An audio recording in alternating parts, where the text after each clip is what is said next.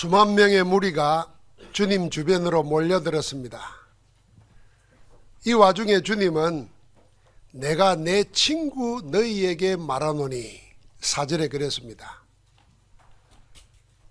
마음을 같이 하는 제자들을 주님은 친구라 부르며 메시지를 하셨습니다. 여러분은 친구가 뭐라고 생각합니까? 학교 다닐 때 동기동창 아는 사람, 그게 친구가 아닙니다. 가까이 친한 사람, 그 정도가 친구가 아닙니다. 그 친구는 나의 분신과 같은 사람입니다. 마음과 뜻을 같이 하고 내 있는 걸 다 내어놔도 부끄럽게 여겨지지 않을 정도 되어야 친구죠. 예수님이 제자들을 보고 친구라 그랬습니다. 그러니까 마음과 뜻이 하나 되었고 내 분신과 같다, 이런 마음으로 지금 제자들에게 메시지를 하는 겁니다. 그래서 사람들은 친구가 많지 않아요, 사실은. 그리고 또 친구를 보면은 그 사람을 알 수 있다, 이렇게까지 말합니다. 주님이 우리를 보고 친구라 그렇게 지금 부르시는 겁니다. 주님이 제자들을 친구라 하며 주신 메시지는 그래서 각별합니다. 주님은 앞으로 닥칠 많은 반대와 고난을 미리 내다보고 제자들을 메시지로 준비시키는 겁니다. 오늘 우리가 그 말씀을 읽은 겁니다.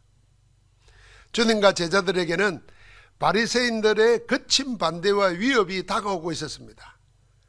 바리새인과 서기관들이 주님께 달려들어 맹렬히 따져 묻고 주님의 입에서 나오는 말을 트집자 버리고 노리고 있었다고 11장 53절 54절에 말합니다. 그런 한편에서는 수만 명의 무리가 몰려들었습니다. 사람의 관심이 전부 다 몰려드는 군중에게 쏠릴 수밖에 없는 상황이었습니다.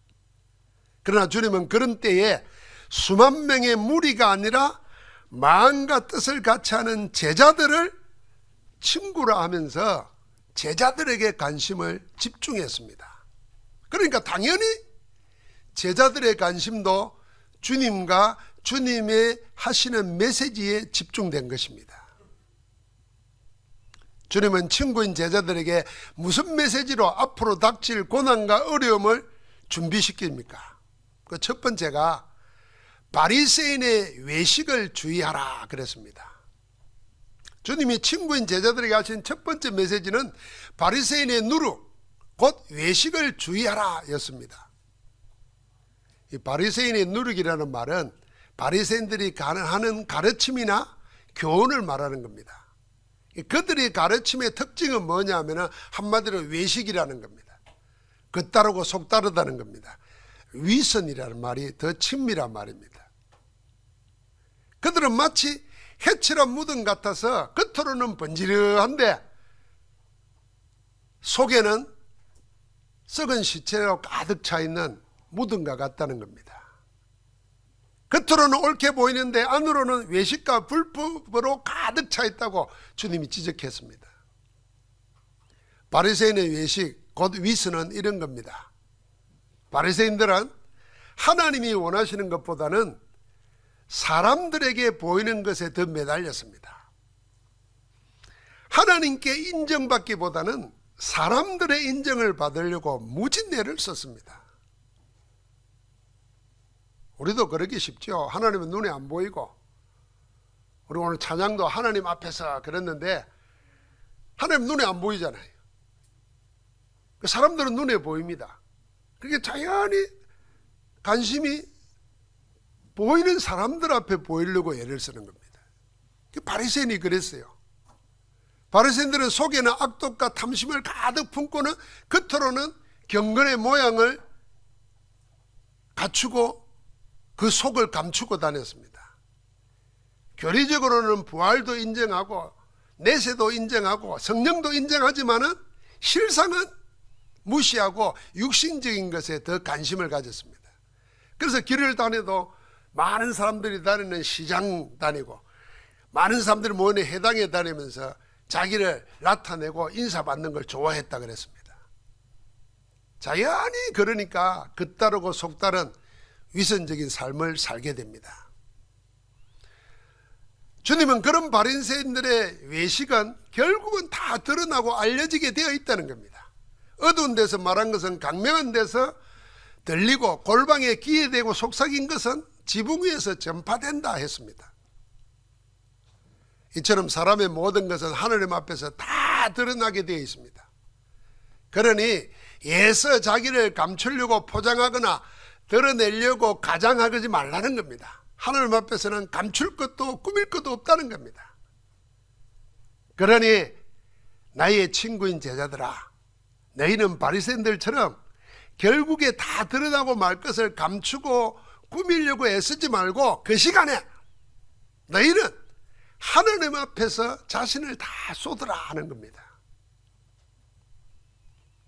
바리새인들이 사람에게 보이려고 애쓰는 그 시간에 너희는 하나님이 진정으로 원하시는 것을 찾으라는 겁니다.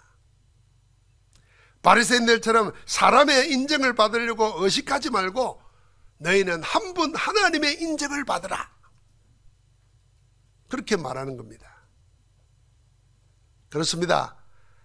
우리가 남에게 보이기 위해서 자기를 꾸미는 시간의 절반만이라도, 아니 절반의 절반만이라도 하나님 앞에서 영적인 나를 찾으려고 하기만 하면 하나님이 함께하는 증거를 보게 될 줄 믿습니다.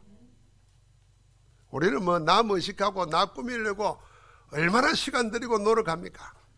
그 시간에 반의 반만이라도 하나님 앞에서 나를 찾는 영적 시간을 가지면 우리 생은 달라질 겁니다. 바로 그 시간이 우리가 언약의 말씀 붙잡고 24 집중하는 묵상의 시간이고 이 예배 시간입니다. 그럼 우리가 남을 의식하여 감추고 숨기려고 애쓰는 대신에 모든 것을 다 아시는 하나님께 나를 드러내 놓으면 아무도 생각하지 못한 하나님의 위로와 평강이 우리 심령에 넘쳐나게 될 겁니다. 우리만 답답하면 사람 찾아가서 속을 털어놓고 막 울분을, 서름을 풀어보려고 하지 않습니까? 그 시간에 하나님 앞에 나를 토해내고 쏟아내면 아무도 생각하지 못하고 아무도 줄 수 없는 하나님의 평강이, 위로가 넘쳐날 줄 믿습니다. 그래서 하나님 앞에 나를 토하라고 시편 기자는 그렇게 노래하지 않습니까? 감추고 숨기려고 하면 사단의 함정에 스스로 걸려듭니다. 그러나 하나님 앞에 내놓으면 사단의 술수는 무너지고 성삼위 하나님의 빛의 역사가 나타납니다. 바로 그 시간이 하나님 앞에서 나를 세우는 은혜의 시간이고 참된 기도의 시간이고 영적 시간입니다. 주님이 친구인 제자들에게 하신 첫 번째 메시지는 바리새인처럼 감추려고 하지 말고 하나님 앞에 자신을 세워서 하나님의 영적 은혜를 사모하는 시간을 만들어라. 하나님 앞에 나를 세우라는 겁니다. 사랑하는 성도 여러분, 우리가 하루를 살아가면서 개인이 예배하는 시간, 개인이 말씀 읽는 시간, 개인이 기도하는 시간을 이런 생각을 가지고 해보시기 바랍니다. 하나님 앞에 나를 세우고 나를 내어놓는 시간이다. 아무도 방해 못합니다. 아무도 그걸 이상하게 생각하지 않습니다. 그 시간이 바리새인의 거짓되고 감추려고 하는 것을 넘어서는 시간이고 하나님의 은혜를 한없이 있게 될 줄 믿습니다. 두 번째 메시지는 어떤 반대나 핍박 앞에서도 진짜 두려워해야 할 것과 두려워하지 말아야 할 것을 구별하라는 말씀입니다. 사람들은 진짜 두려워할 것과 두려워하지 않아도 되는 것이 무엇인지 구별 못합니다. 그래서 두려워하지 않아도 되는 것을 두려워하고 정말 두려워할 것은 아무렇지 않게 생각하다가 큰 낭패를 당합니다. 죽음이 그런 것입니다. 사람에게 가장 두려운 것이 죽음입니다.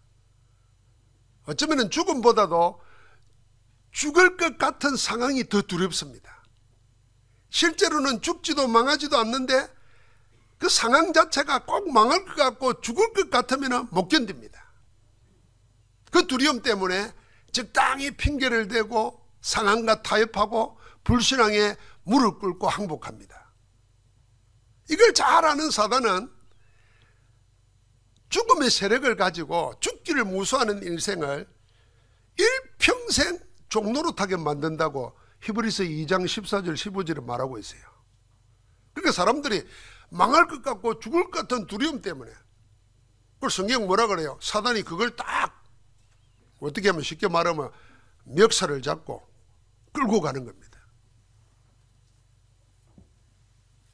주님은 사람의 죽음을 두고 두려움과 관련된 두 가지 메시지를 하십니다. 그 첫째는 두려워하지 말고 두려워하라, 그렇게 말씀합니다. 4절과 5절에 보니까 몸을 죽이고 그 후에는 능히 더 못하는 자들을 두려워하지 말라. 마땅히 두려워할 자를 내가 너희에게 보이리니 곧 죽인 후에 또한 지옥에 던져 넣는 근세가 있는 그를 두려워하라. 그가 누굽니까? 하나님이십니다. 내가 참으로 너희에게 이르노니 죽인 후에 영원한 지옥불에 던져 넣을 수 있는 근세 가진 하나님을 두려워하라 그랬습니다. 이 사람은 죽으면 모든 게 끝이라고 생각합니다. 큰 착각이고 무지입니다. 죽음은 결코 끝이 아닙니다. 죽음 이후에 영원한 세계가 있습니다. 천국과 지옥이라는 영원한 내세가 있습니다. 이걸 모르면 사람들은 육신의 죽음이 끝이라고 생각해서 두렵습니다. 그 두려움 때문에 사단에게 매여서 끌려다니는 거예요. 일평생을 삽니다. 그러나 우리는 누구냐? 친구인 너희는, 제자들 너희는 누구냐? 영원한 하나님의 세계가 있다는 것을 아는 자다. 그러니 사람의 몸만 죽이는 자를 두려워할 거 없다. 그런 자는 육신만 죽일 뿐이지 그 후에 영원한 생명, 내세의 삶을 얻지 못한다. 세상 사람들처럼 두려워하지 말고 진짜 두려워할 분을 두려워해라. 영원한 생명을 지옥에까지 던져넣을 근세를 가지신 오직 한 분, 하나님을 두려워하라. 여러분, 내가 두려워하지 말고 두려워하면, 그래서 세상 것, 사람 두려워하지 말고 하나님 두려워하면은 이런 당장 죽을 것 같고 당장 망할 것 같은 상황으로 우리를 속이는 사단의 근세가 무너져 버립니다. 그래서 우리는 이기게 되는 겁니다. 두 번째는 이제는 두려워하지 말라 그랬습니다. 6절 7절 보니까 참새 5마리가 두 아사리온에 팔리는 것이 아니냐? 두 아사리온은 동전을 말합니다. 성경학자가 요즘으로 계산하니까 두 아사리온 한 2,000원 정도 된대요. 그러니까 2,000원 가지고 참새 5마리 살 수 있다는 겁니다. 그러면 값싼 거라는 거죠. 그러나 하나님 앞에서는 그렇게 값싼 것도 그 하나도 잊어버리시는 바 되지 않는다는 겁니다. 심지어는 우리를 보고 너희는 머리털 하나까지도 다 하나님이 세고 계신다. 그러니 두려워하지 말라. 너희는 많은 참새보다 더 귀하니라. 주님은 친구인 제자들에게 이렇게 말씀합니다. 너희가 누구냐? 너희가 누군지 너희는 아느냐? 너희는 하나님이 결코 잊어버릴 수 없는 너희 머리털까지도 다 헤아리고 계실 만큼 세밀히 알고 챙기는 그런 귀중한 하나님의 자녀다. 그러니 너희는 아무것도 두려워하지 않아도 된다. 너희는 어떤 상황이 와도 결코 두려워하지 말라. 두려워할 이유가 전혀 없다. 너희는 오늘 있다가 내일 아궁이에 던져지는 덜풀도 아니다. 너희는 동전 한 입에 팔리는 그런 값싼 참새도 아니다. 너희는 하나님의 자녀다. 할렐루야. 하나님이 한순간도 놓치지 않는 하나님의 자녀다. 세상 끝날까지 항상 함께하는 그리스도의 사람이다. 성삼위 하나님이 너희를 고아처럼 버려두지 않으시려고 성령을 보내어 너희를 성전 삼고 함께 하시며 인도하고 계신다. 너희는 결코 망할 수 없는 하나님의 자녀, 하늘나라 시민권을 가진 특권이다. 그러니 두려워하지 말라 그랬습니다. 주님은 제자들에게 두려워하지 말고 두려워하라 하시고는 마지막에는 이제는 두려워하지 말라고 하신 겁니다. 사랑하는 성도 여러분, 두려워할 것과 두려워하지 말아야 될 것을 구분하게 되면은 우리는 이깁니다. 세상살이를 이깁니다. 우리에게 닥쳐오는 눈에 보이지 않는 마음과 심령에 일어나는 두려움, 염려, 근심 이깁니다. 뭘 알면요, 두려워할 것과 두려워하지 말아야 될 걸 구분하면 됩니다. 저는 군대에 있을 때 죽음하고 아주 가까이 있어 본 경험이 있어요. 실제로 우리 고참 하나가 지금 이야기하는 국방부 육군본부 거기서 총 맞아 죽었어요. 그러니까 죽음이 멀리 있는 게 아니더라고요. 그런데요, 나는 그때 뭘 체험했냐면은, 하나님이 나를 택하셨고 그 훈련 속에 있는데 나는 아직 하나님의 뜻이 이루어지지 않았다. 그러면 죽을 때가 아니구나. 이 확신이 확 왔어요. 말씀 속에서. 그때부터 하나님 나에게 평생 주신 거 하나 있는데 사람을 두려워하지 않게 했어요. 그전에는 사람 두려웠어요. 힘센 사람, 돈 많은 사람, 말 잘하는 사람 다 두려웠어요. 그런데 사람이 두렵지 않더라고요. 얻어맞아 가면서도 그 사람하고 막 대화했어요. 여러분, 나이 다 들어가지고 맞으면 아프잖아요. 창피하고 막 자존심 상하고 못 견뎌서 죽고 싶을 때도 있다고요. 더럽고 치사해서. 그런데도 두렵지가 않더라고요. 그런데 오늘 하나님이, 주님이 우리에게 친구인 제자들을 그렇게 말하는 거예요. 여러분, 뭘 두려워합니까? 뭐가 두렵습니까? 진짜 하나님을 두려워해야 됩니다. 그 하늘 앞에 나를 세우면 세상에 죽을까봐, 망할까봐, 실패할까봐, 어찌 될까봐 그런 거 다 사라지게 될 줄 믿습니다. 마지막 세 번째 친구인 제자들에게 하신 메시지는요, 한번 같이 합시다. 사람들 앞에서 그리스도를 시인하라.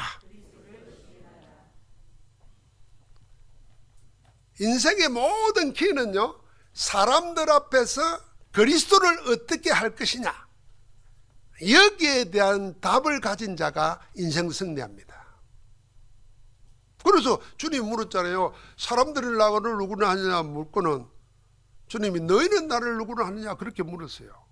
그러니까 결국은 세상 앞에, 사람들 앞에서 그리스도를 네가 어떻게 할 거냐, 그게 우리의 영혼을 갈라놓습니다.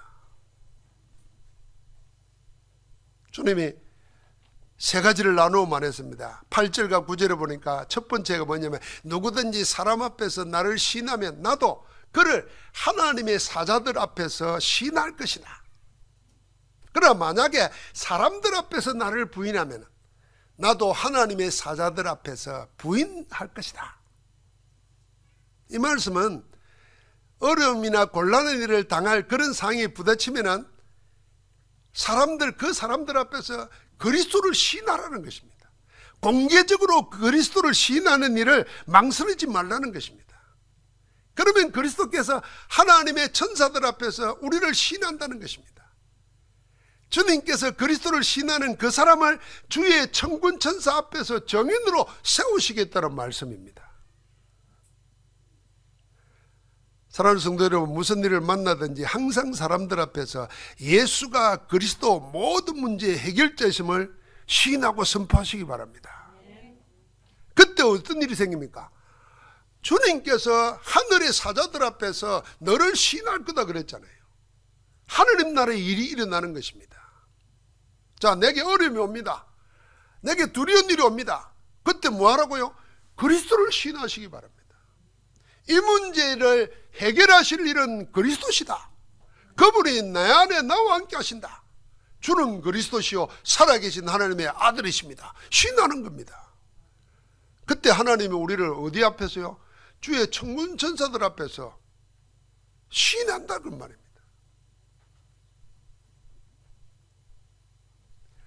두 번째는 좀 다른 각도에서 더 깊이 묵상할 말씀을 주셨습니다. 그게 10절 말씀입니다. 한번 같이 읽겠습니다. 누구든지 말로 인자를 거역하면 사하심을 받으려니와 성령을 모독하는 자는 사하심을 받지 못하리라. 모든 죄는 사함받아. 심지어는 예수님 인자를 거역해도 사하심을 받는다 그랬어요. 그런데 성령을 모독하는 자는 사하심을 못 받는다 그랬어요. 무슨 말입니까? 인자를 거역하면 사하심을 받지만은 성령을 모독하면 사하심을 못 받는다 그랬어요. 예수를 거역하면 사하심 받는데 성령을 모독하면 사하심을 못 받는다. 도대체 무슨 말입니까? 일전에 예수님께서 말 못하게 하는 귀신이 들려가지고 벙어리 된 사람을 귀신을 쫓아내고 온전하게 만들어줬습니다. 그때 바리새인들은 그 일을 보고 뭐라 그랬습니까? 하나님의 성령이 하는 게 아니고 저가 귀신의 힘, 왕 바알세불의 힘을 빌어서 그런다 그랬습니다. 이게 뭡니까? 하나님이 하시는 일을 귀신의 힘을 빌어서 한다고 성령을 모독한 겁니다. 주님은 그들에게 말했습니다. 내가 하나님의 손을 힘입어 귀신을 쫓아내는 것이면 하나님 나라가 이미 너희 가운데 임하였느니라. 그렇게 전개했습니다. 그래서 주님은 성령께서 하나님께서 하신 일임을 선포한 겁니다. 그런데 바리새인들은 하나님이 아니라 귀신의 힘으로 한 것이라 비난함으로 하나님의 성령을 모독했습니다. 주님은 이렇게 말씀하는 겁니다. 누구든지 인자를 거역하면, 이 말은 누구든지 나 예수를 거슬려 말해도 용서받을 수 있다. 그러나 예수가 그리스도이심을 부인하는 자는 제사함 못 받는다는 겁니다. 예수가 그리스도이심을 믿지 않는 자, 부인하는 자는 구원 얻지 못한다는 말씀입니다. 왜 그렇습니까? 아무도 성령이 아니고서는 예수를 주라고 시인할 수 없어요. 고린도서 12장 3절에는 그 앞에 뭐라 그러냐면 성령의 사람은 결코 예수를 저주할 자라고 말할 수 없다고 그랬습니다. 그러니까 성령을 모독하는 자는 예수를 부인하는 겁니다. 그리스도의심을 부인하는 거예요. 쉽게 말하면 여러분과 나를 내가 이상배는 욕하고 거슬러도 아무 관계 없어요.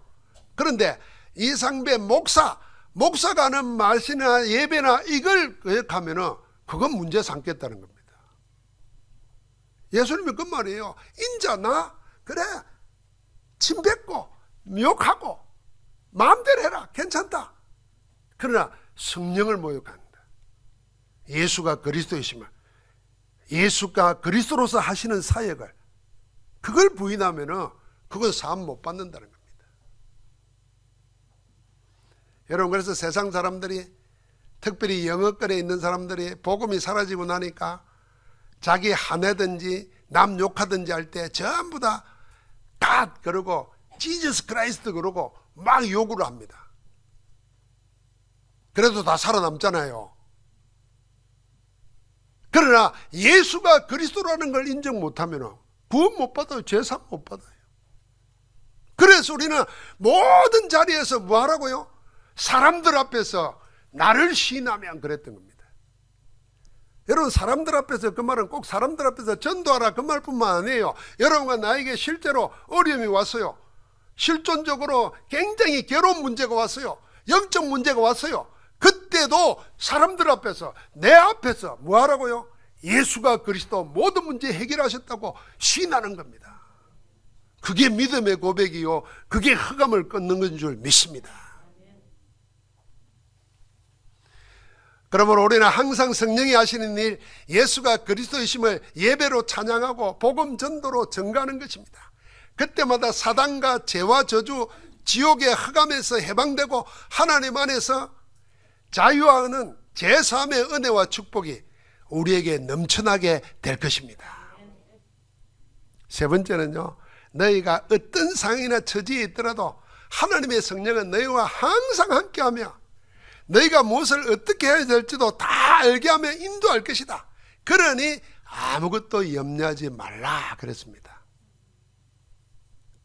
염려하지 말라, 마땅히 할 말을 성령이 곧 그때에 너희에게 가르치시리라. 사람은 무슨 어렵거나 곤란한 일을 당하면은 제일 먼저 들어오는 생각이 뭡니까? 이걸 어떻게 하지? 골몰하게 생각합니다. 이거 어찌하면 좋지? 어떡하나? 별의별 생각을 다 합니다. 그 생각이 너무 지나쳐가지고 염려가 되고 나중에는 거기에 묶여 불신앙으로 골병 들고 극단적인 생각까지 하게 됩니다. 만약에 세상의 권세자들이 믿음을 이유로 여러분과 나에게 박해를 가하면 그 어려움 때문에 더욱더 아마 그런 생각 날 겁니다. 주님은 그걸 알고 친구인 제자들에게 말한 겁니다. 무엇으로 어떻게 답할지 염려하지 말라는 겁니다. 간단히 말하면 인본주의 쓰지 말라는 겁니다. 왜 염려하지 않아도 됩니까? 왜 미리 생각하며 인본주의 쓰지 않아도 됩니까? 12절 말씀입니다.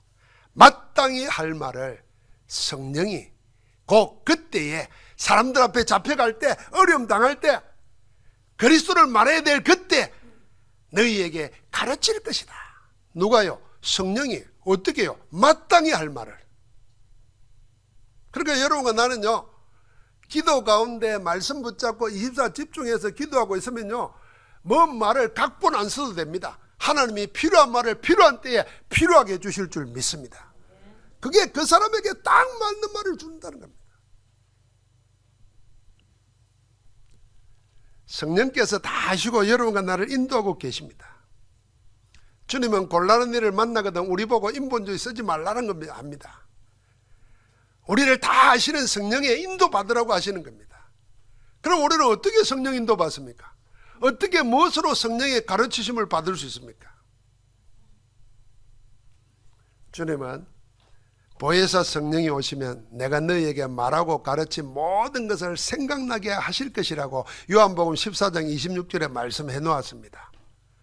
요한복음 15장 26절에는 진리의 성령이 오시면 그가 나 주님을 증거할 것이다. 그렇게 말했습니다. 마지막 약속이 오직 성령이 너희에게 마시면 권능을 받고 예루살렘과 온 유대와 사마리아 땅끝까지 이르러 내 증인이 되리라 보장해 놓았습니다. 우리가 이 말씀들을 자세히 주목해서 연결시켜 생각하면요, 어떻게 하면 성령 인도를 받느냐? 세 가지 흐름 속에 있으면은 자연스럽게 여러분과 나는 성령의 인도받게 되어 있습니다. 그 첫 번째가 언약의 말씀 흐름을 따라가면은 성령의 인도받습니다. 자, 우리가 예배하기 전에 지난주 메시지를 잠깐 요약해서 듣습니다. 그 이유는 여러분과 내가 지난주 말씀의 흐름 속에서 오늘 말씀 연결시켜서 내가 받으면 계속 나는 하나님이 나에게 주시는 말씀의 흐름 속에 내가 한 주간을 살고 한 달을 살고 평생을 사는 겁니다. 그러면 나도 모르게 성령의 인도받게 되어 있습니다. 성령이 우리를 가르치고잖아요. 그러니까 생각을 하고 판단을 해도 하나님이 원하시는 것을 하게 되어 있어요. 그런데 말씀의 흐름 속에 없으면 내가 내 생각을 하는데 그게 하나님이 원하시는 생각 아니고 하나님의 생각과 다른 생각을 한다니까요. 하나님과 다른 생각을 정해놓고는 하나님께 강요합니다. 들어주세요, 들어주세요. 이걸 욕심을 가지고 동기를 가지고 계속 기도해요. 그거 헛된 기도입니다. 성령의 인도를 받으려면 말씀의 흐름 속에 내가 있어야 돼요. 그래서 말씀 붙잡고 기도하라는 거예요.